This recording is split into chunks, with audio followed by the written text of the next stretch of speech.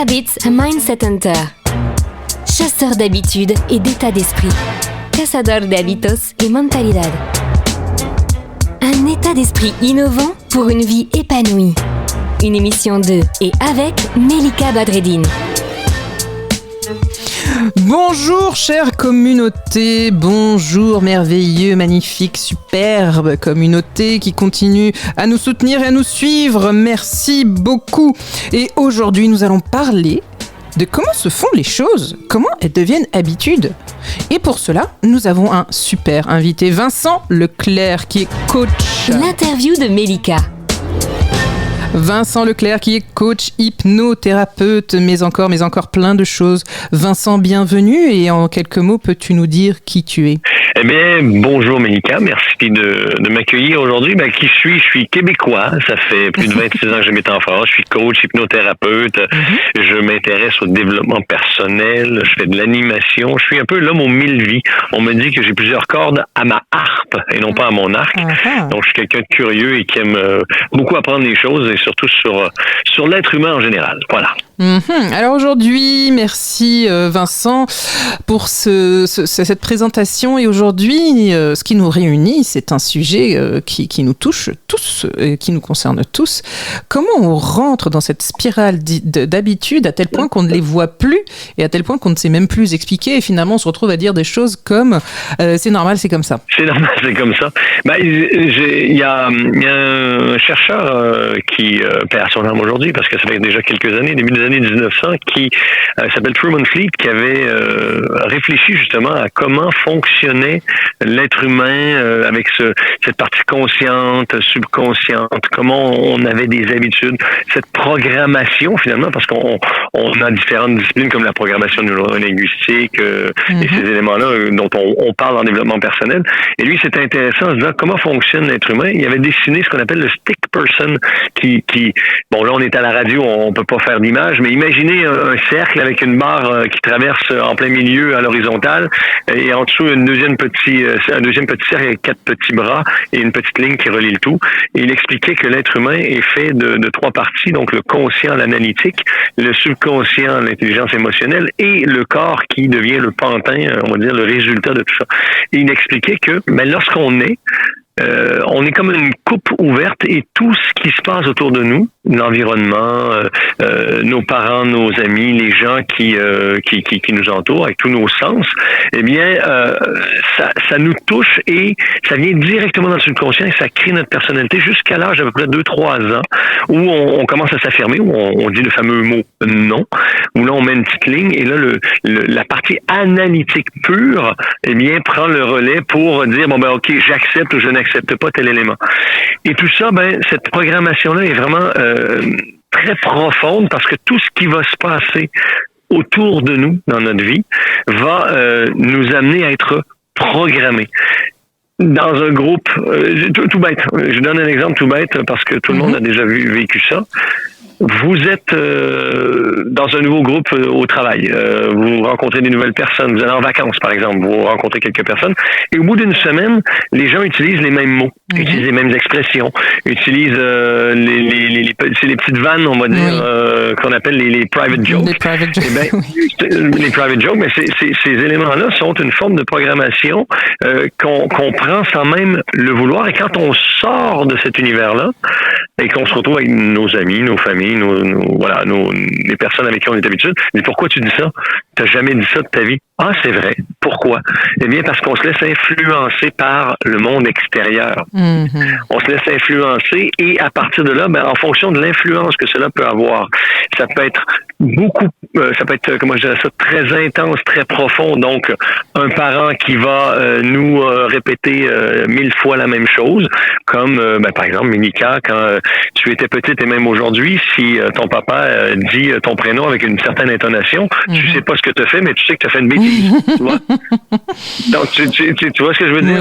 C'est la façon de prononcer les choses. On est tous programmés d'une certaine façon à ce que on réponde à des stimuli extérieurs qui viennent qui sont des déclencheurs. Et cette programmation-là est vraiment extrêmement profonde à plusieurs niveaux, que ce soit alimentaire, que ce soit les goûts, que ce soit amical, professionnel, ce que j'aime pas, la nourriture, ainsi de suite.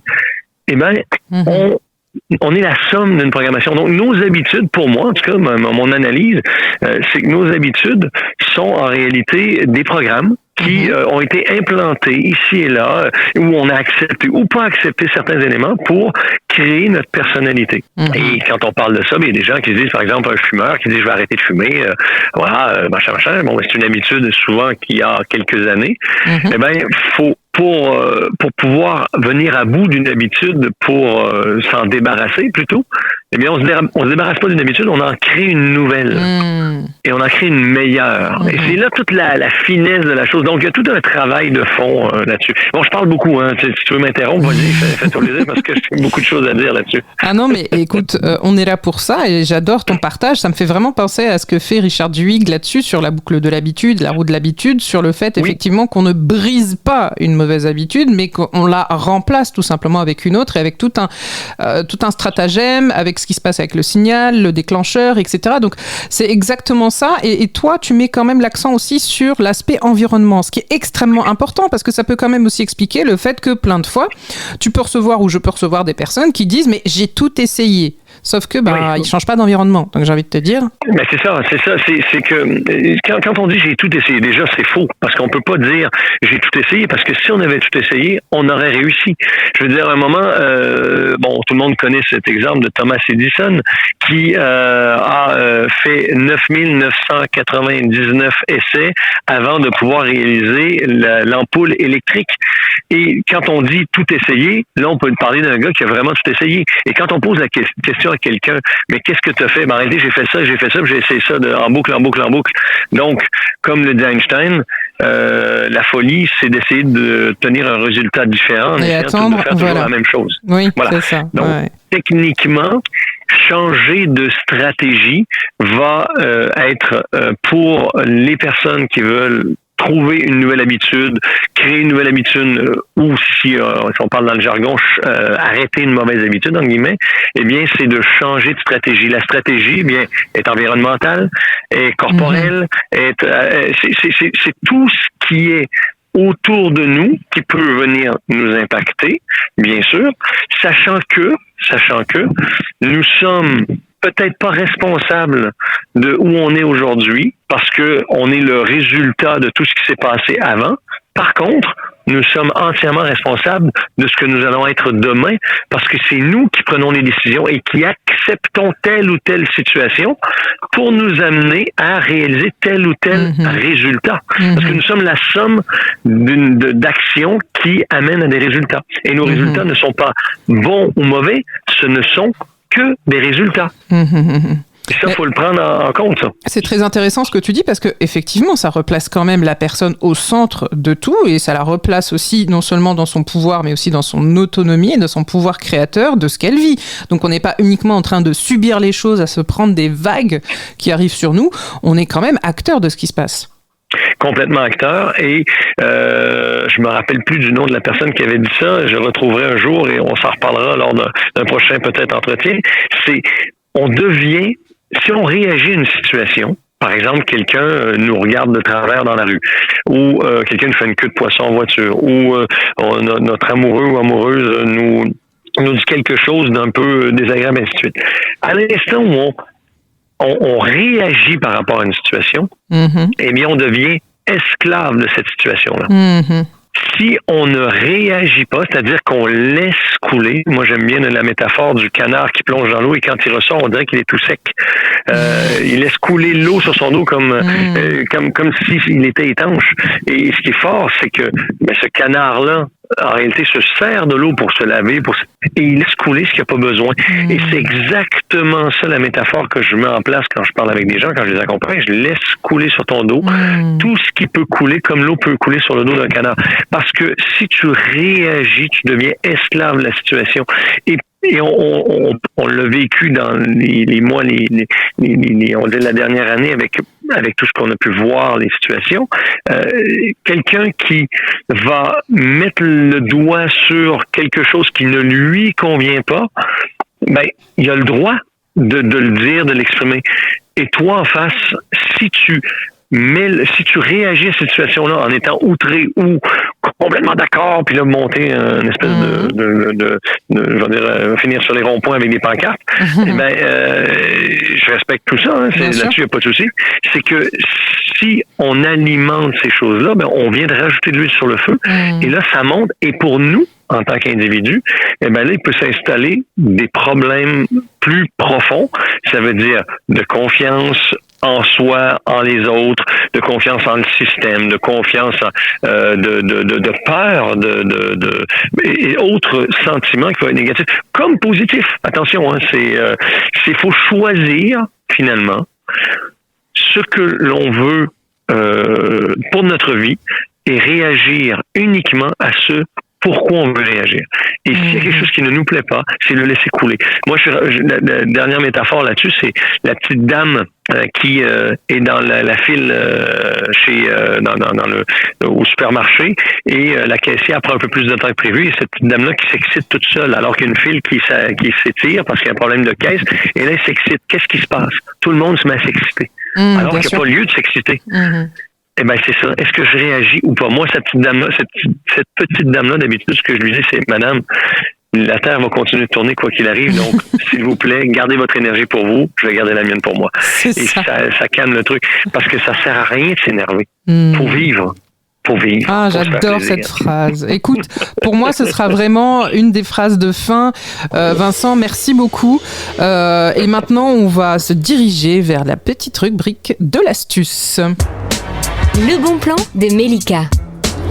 Alors les amis, vous avez bien entendu ce que nous a dit Vincent, ce qu'il nous a partagé, ces jolies métaphores, notamment une de mes préférées, celle du canard avec les plumes, effectivement, qui montre bien que ça coule.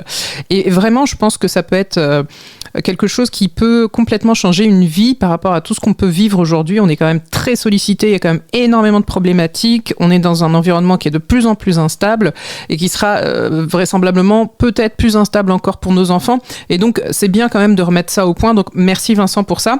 Et juste une dernière chose, aurais-tu une petite astuce pour justement changer un petit peu notre environnement si on ne veut pas tout bouleverser d'un coup pour justement remplacer une mauvaise habitude par une bonne? Ben, la première, on va dire, c'est une astuce qui est assez simple. Déjà, c'est d'être capable de connaître l'endroit dans lequel vous êtes et de connaître l'endroit où on veut aller. Quand je dis l'endroit, c'est l'environnement, le lieu, la situation. C'est, pour refaire une métaphore, si je décide de partir en vacances, eh bien, je sais que je suis chez moi, donc je pars de chez moi et je choisis une date précise à laquelle je veux partir en vacances. Et quand je m'assois dans la voiture, j'ai une adresse précise à mettre dedans. Donc, l'astuce pour moi, c'est déjà faire un bilan clair de ce que vous êtes en enlevant l'émotionnel. On enlève tout ce qui est émotion. On fait le bilan, on dit voilà, je suis bien, pas bien, j'ai envie de changer ça, j'aimerais bien. Donc, je suis là. Ensuite, je veux quoi? Il faut que ce soit clair et précis. Quoi? C'est pas être bien, parce qu'être bien, ça ne veut rien dire. Parce qu'il y a des gens qui sont bien avec zéro nourriture dans l'estomac, puis il y a des gens qui sont bien quand ils ont juste 3 millions dans les poches. Donc, c'est quoi pour vous être bien? Donc, être le plus clair possible. Et entre les deux, ben, il faut une date, parce que l'astuce numéro 1, c'est d'être capable d'avoir un objectif précis avec une date précise et savoir d'où on part. Et à partir de là, on met l'adresse dans le GPS et ça va nous mener tout seul. Parce que toutes les actions qu'on va porter vont nous amener à aller chercher ce qu'on veut. Et on trouvera toujours le moyen pour y arriver. Et pour changer une habitude, il faut toujours partir du principe que c'est minimum 21 jours. Minimum 21 jours. Et ça peut aller jusqu'à 6 mois pour pouvoir arriver à bien ancrer la chose et y croire. Voilà. Super. Je pense que les amis, là, on est bien armés. Je vous invite bien sûr à liker, partager, mettre des petites étoiles si vous êtes sur tel ou tel support et continuer à nous soutenir et à nous suivre. À très bientôt, Vincent. À bientôt. Merci pour tout. Cette émission est maintenant terminée et comme dit Mélika, fuck bullshit, love. Retrouvez l'ensemble des podcasts de Mélika sur toutes les bonnes plateformes de streaming. Info, actu, formation, coaching, ouvrages sur melikabadreddine.com.